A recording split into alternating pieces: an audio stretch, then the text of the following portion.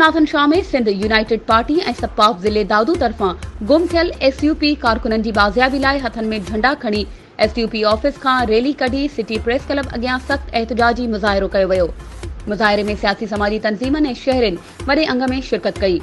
मुज़ाहिरे में ज़िले दादू जे नायब सदर हुसैन आज़ाद लगारी, तालके सदर गुलाम मोहम्मद गाडी, नज़ीर अहमद बबर, आसिफ अली पामर, शौकत अली चांडियो, सपाफ दादू सदर ज़ीशान अली बुग्यो, वसीम भुरगड़ी ऐं ॿियनि सहाफ़िन अॻियां दाहींदे चयो त सिंध हुकूमत जी मिली भगत सां सिंध अंदरि SUP जे कारकुननि ऐं ॿियनि क़ौमी कारकुननि खे खंभे गुम कयो थो वञे, जंहिं जो ताज़ो मिसाल SUP कारकुन अख़्तियार सोढर जो